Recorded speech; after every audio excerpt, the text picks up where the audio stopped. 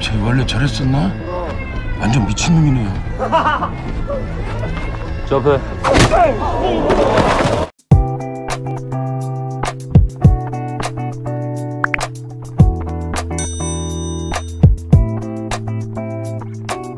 Episode 10 dari Big Mouth dibuka dengan twist dalam kisah sebagai orang yang datang untuk bertemu Chang Ho di gereja tidak lain adalah sipir itu sendiri. Sipir mengaku sebagai tikus besar. Ketika Chang Ho menunjukkan kepadanya kartu tarot, sipir menyuruhnya untuk berbicara langsung. Chang Ho meragukan identitasnya. Ketika sipir menunjukkan kepadanya tato simbol tikus besar di lengannya, Chang Ho mengatakan bahwa pemiliknya tidak akan memakai tali. Sipir hanyalah salah satu anjing tikus besar. Chang Ho meninggalkan gereja dan mengeluarkan perekam dari sakunya. Setelah menangkap seluruh percakapan, Mi Ho pergi mengunjungi Jerry. Dia awalnya tidak berada di tempat tidurnya tetapi segera datang ke sana. Mi Ho mengatakan Chang Ho keliru mengira Jerry telah bertemu Big Mouth. Jerry setuju untuk bersaksi di persidangan Chang Ho. Di sebuah bioskop, wali kota Choi menonton film dokumenter tentang Bucheon. Dia berhenti di foto sebuah keluarga dan kami mendapatkan kilas balik yang menampilkan anak laki-laki yang sama dari gambar itu. Sebuah mobil terbakar dan bocah lelaki itu menangisi kakeknya tetapi ditahan oleh orang lain. Gong Ji-hoon tiba dan menunjukkan bahwa anak laki-laki itu sangat mirip dengan wali kota Choi. Tapi dia sudah memeriksanya dan rupanya bocah itu meninggal segera setelah itu.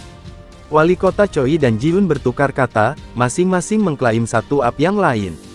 Kemudian, wali kota Choi mendapat telepon dari Chang Ho, yang ingin dia menjadi saksi interogasinya oleh jaksa penuntut keesokan harinya. Wali kota setuju, di penjara, narapidana yang dijatuhi hukuman mati menggigil dan memiliki masalah dengan penglihatannya.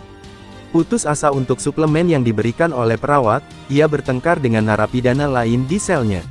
Di kafetaria, pemimpin kamar dan ketua yang berbicara tentang bagaimana semua orang memperebutkan obat-obatan. Di rumah sakit Universitas Bucheon, kepala perawat berbicara dengan Han Jae-ho dan menyuruhnya untuk mengganti obat karena tampaknya memiliki efek samping. Dua VIP lainnya tiba dan mereka menepis kekhawatirannya. Mereka bertiga kemudian bertatap muka dengan Hyun Jo-hee. Dia mengklaim mereka akan segera dipecat sementara mereka yakin Penatua akan melindungi mereka karena mereka membunuh seorang pria untuknya. Dalam perjalanan menuju interogasinya, Chang Ho diperingatkan oleh sipir untuk tidak melakukan hal bodoh. Kemudian, sipir melihat resume perawat untuk penjara, termasuk milik Mi Ho. Jo-hee pergi ke kantornya di rumah sakit untuk mencari Jung Chae-bong menunggunya. Dia memintanya untuk membantu mereka agar tidak dipecat tetapi dia mengatakan itu di luar kendalinya. Di luar, dua VIP lainnya bertanya apakah dia tahu apakah mereka tahu bahwa mereka mengganti obatnya. Chae-bong mengatakan tidak. Mi Ho tiba untuk diwawancarai untuk posisi perawat. Kepala perawat dan perawat lain dari rumah sakit Universitas Bucheon juga ada di sana. Tiba-tiba, perkelahian pecah di halaman antara terpidana mati dan teman satu selnya. Para penjaga mengelilinginya dan dipaksa untuk membuatnya pingsan dengan taser beberapa kali sebelum dia jatuh.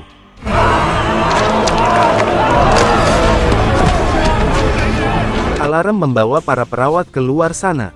Mi Ho memulai CPR dan berhasil menyelamatkan narapidana. Sipir terkesan dengannya. Wali kota tiba di interogasi Chang Ho. Chang Ho memulai dengan mengatakan dia ingin tuduhan narkoba dibatalkan. Kilas balik menunjukkan kepada kita bahwa wali kotalah yang membuat Chang Ho dibius, sementara di masa sekarang dia berjanji untuk membatalkan dakwaan. Chang Ho kemudian mengungkapkan rekaman dirinya dan sipir. Karena sipir tidak dapat membaca kartu tarot dengan benar, Chang Ho tahu dia bukan tikus besar. Karena sipir telah memeras narapidana, Chang Ho menyuruh mereka menggunakan tuduhan korupsi untuk menangkapnya. Ketika mereka memiliki cukup bukti, dia akan memberi mereka sisa rekaman. Wali kota setuju. Chang Ho juga menyuruh mereka untuk menutupinya agar dia bisa terus mencari Big Mouth di dalam penjara. Mi Ho dan Chang Ho bertemu dan Chang Ho memohon padanya untuk meninggalkan pekerjaan itu. Tapi dia bersikeras bahwa dia adalah satu-satunya yang bisa membantunya mengeluarkan darah para narapidana dari penjara. Pada saat itu, jaksa tiba dan menangkap sipir atas tuduhan pemerasan dan pemerasan. Dia memanggil Ji-hoon untuk meminta bantuan tetapi yang terakhir tampaknya tidak terganggu.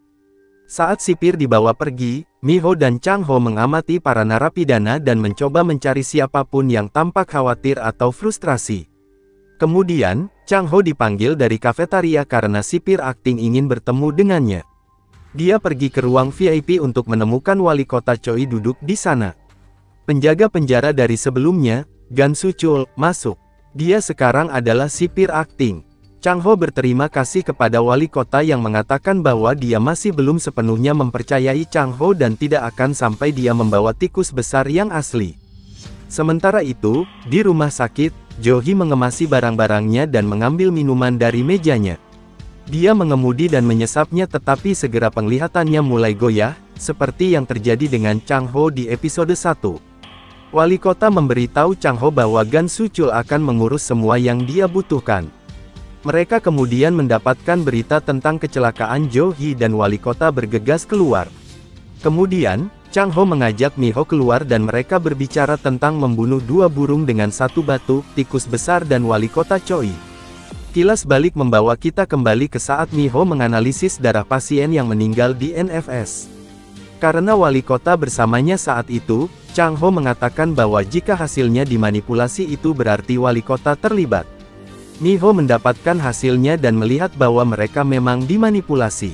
Dia menyampaikan hal yang sama kepada Chang-ho, kembali ke masa sekarang, mereka membahas bagaimana Big Mouth sekarang tampaknya menyerang Choi Do-ha. Chang-ho percaya bahwa wali kota akan membalas dan dalam prosesnya, mereka dapat menangkap keduanya.